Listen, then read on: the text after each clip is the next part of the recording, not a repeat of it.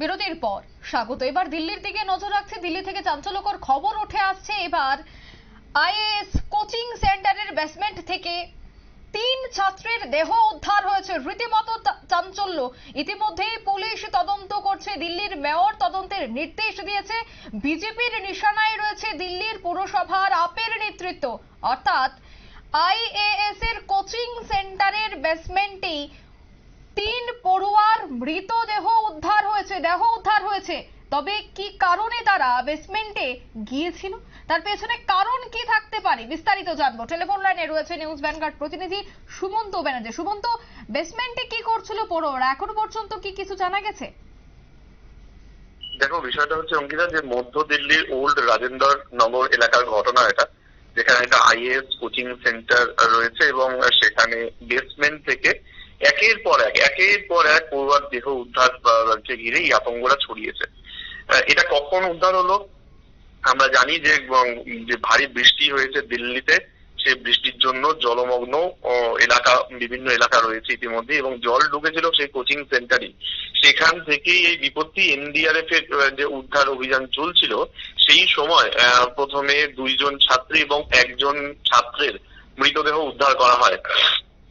এবং তারপরে আমরা মানে পুলিশ সেন্ট্রালের ডেপুটি কমিশনার এম হর্ষবর্ধন, তার বক্তব্য যেটা পেয়েছি, সেখানে তিনি পরিষ্কার জানাচ্ছেন যে একটি ফৌজদারি মামলা নথিভুক্ত করা হয়েছে ইতিমধ্যেই।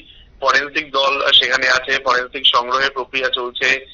এর পাশাপাশি সঠিক তদন্ত যাতে হয় সেই বিষয়টাও তারা ইনশিওর করছে।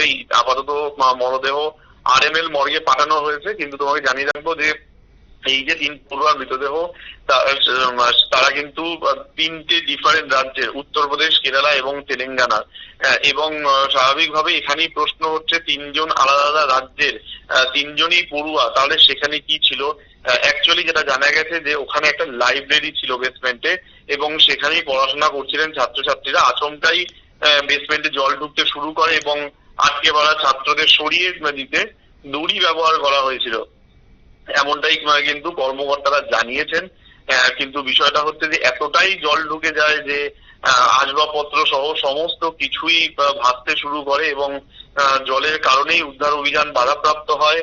তারপর থেকেই কিন্তু এটা নিয়েও রাজনীতি চলেছে। তুমি জানো যে ইতিমধ্যেই দিল্লির যে মুখ্যমন্ত্রী অরবিন্দ কেজরিওয়াল, তিনি জেলে রয়েছেন, এবং তারপর থেকে আমরা বিভিন্ন ইস্যুতেই দেখতে পাই যে আপকে নিশানা করা করে বিজেপি, কারণ সেখানে কিন্তু আপ ক্ষমতায় রয়েছে। এবং ইতিমধ্যে বিজেপি নেতা মনজিন্দর সিরসা দাবি করেছেন যে 18 জন পড়ুয়া নাকি বেসমেন্টেই আটকে, এবং সিসিটিভি যে ফুটেজ পাওয়া গেছে সেখানেও যেটা জানা যাচ্ছে যে ফায়ার ব্রিগেডের আধিকারিকরা শনিবার সন্ধে 7:19 ফোন পেয়েছিলেন। আর ছাত্ররা কিন্তু বেসমেন্টে আটকে আছে শুনে তারা ছুটে আসেন, কিন্তু তৎপরতার সঙ্গে সমস্ত কাজ করা হলেও কিন্তু 3 জনের মৃতদেহ উদ্ধার করা হয়। ফায়ার সার্ভিসের 5টা ইঞ্জিন ঘটনাস্থলে আসে, ন্যাশনাল ডিজাস্টার ফোর্স মানে এনডিআরএফ তারাও ঘটনাস্থলে আসে। দিল্লির ফায়ার ডিপার্টমেন্টের একটা বিবৃতি বেরিয়েছে, যেখানে বলা হচ্ছে যে পুরনো রাজেন্দ্রনগরের যে কোচিং ইনস্টিটিউট, তার বেসমেন্টে জল ভর্তি হয়ে যাওয়ার জন্যই কিন্তু এই দুর্ঘটনা ঘটেছে। সুতরাং আগামী আরো কিছুক্ষণ অপেক্ষা করতেই হবে। জলের গভীরতা 7 ফুট বলে জানা গেছে। প্রচুর পরিমাণে, বুঝতেই পারছো 7 ফুট মানে not a matter of joke.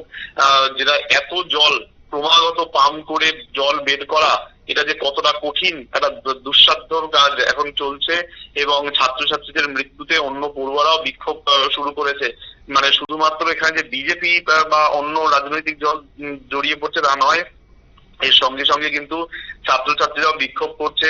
নয়াদিল্লির সাংসদ বনসুরি স্বরাজ ইতিমধ্যেই সেখানে গেছেন, এবং তিনি, তোমাকে জানিয়ে রাখবো যে ঘটনাস্থল পরিদর্শন করেছেন। কেজরিওয়াল প্রশাসনকে এই ঘটনার জন্য দায়ী করেছেন। তিনি পরিষ্কার ভাবে জানাচ্ছেন যে দিল্লি সরকারের অপরাধমূলক অবহেলা এই দুর্ঘটনার জন্য দায়ী। জল বোর্ডের মন্ত্রী অতীশী, তুমি জানো এই অতীশী কিন্তু কিছুদিন আগেই জলের জন্য একেবারে অনশনে বসেছিলেন, এবং তারপর তার শরীর খারাপ হয় এবং তাকে ভর্তি করা হয়েছিল হসপিটালে।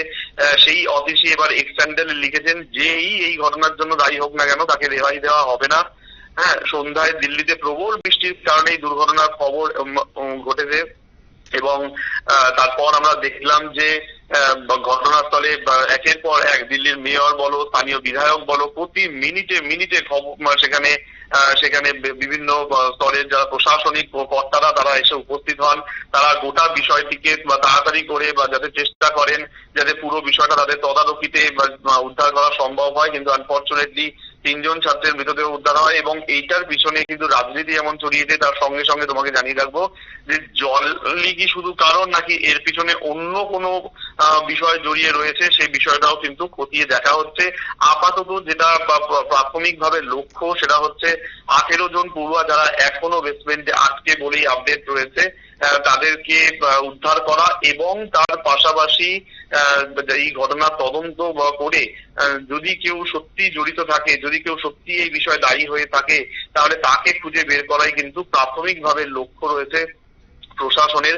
সব দিকটাই খতিয়ে দেখছে আপ সরকার, কিন্তু তার পাশাপাশি তোমাকে জানিয়ে রাখবো যে তুমি যেহেতু জানো দিল্লির যে পুলিশ তা কিন্তু আপ সরকারের হাতে নয়, তা কিন্তু কেন্দ্রের অধীন।